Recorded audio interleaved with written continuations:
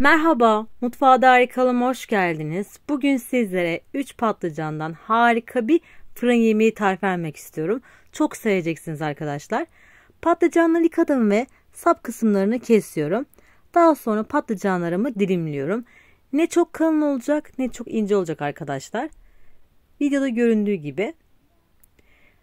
İnanın farklı görüntüsüyle çok seveceğiniz şahane bir tarif oldu. Ocak kullanmıyoruz. Ve bu tarifi fırında pişireceğiz arkadaşlar. Beni ilk defa izliyorsanız lütfen yorumlarda bahsetmeyi unutmayın.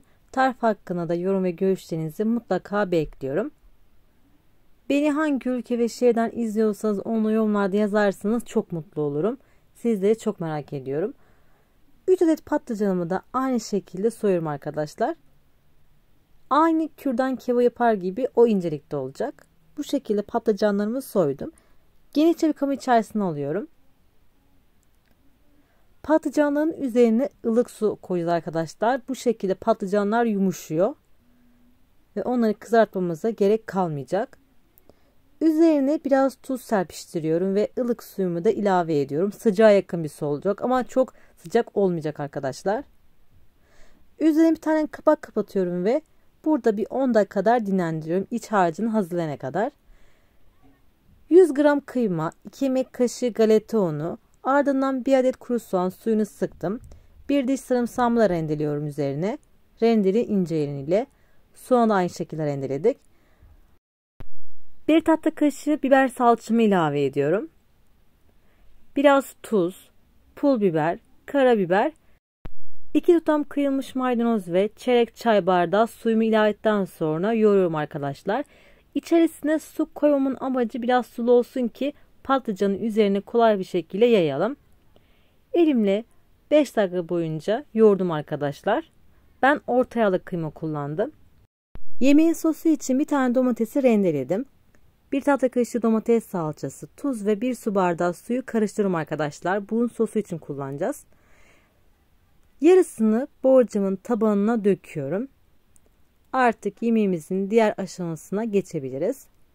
Bir tane patlıcanın dilimini aldım arkadaşlar ve göz kararı kıymalı hazırlamış olduğumuz harcı yayıyoruz. Bu şekilde etrafına saracağız arkadaşlar. Gül böreği gibi oluyor. Dikkatli bir şekilde kıyma harcını patlıcanın üzerine yayalım. Patlıcanımı görmüş olduğunuz gibi sarıyorum. Ve sabit olması için de kenarından kürdanı batırıyorum arkadaşlar. Bu işlemi diğerlerinde de devam ettireceğiz. Ve tam ortasına yerleştiriyorum. Diğer patlıcanları da aynı şekilde üzerine kıyma harcayıp etrafına saracağız arkadaşlar. Çok güzel bir görsel şölen oluyor. Siz de mutlaka denemelisiniz eğer zamanınız varsa ve görselliğe önem veriyorsanız. Tekrar bunu etrafına sarıyorum arkadaşlar ve sabit kalması için de kürdanla sabitliyorum.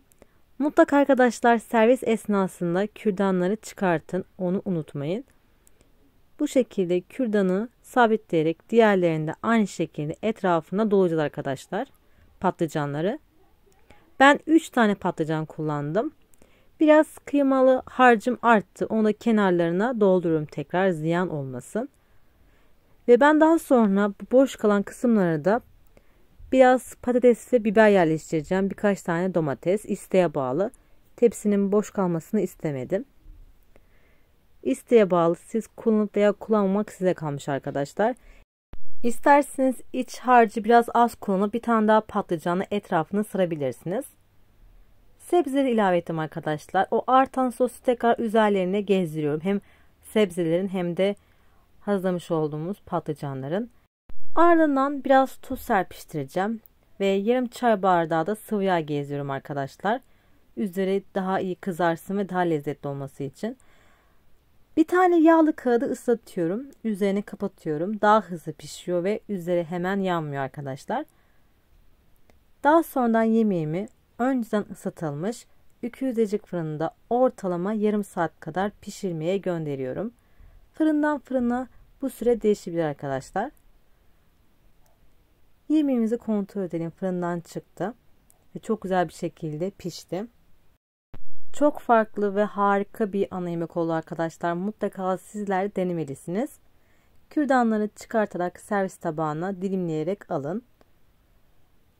Tarifimin sonuna geldim. Deneyeceklere şimdiden afiyet olsun.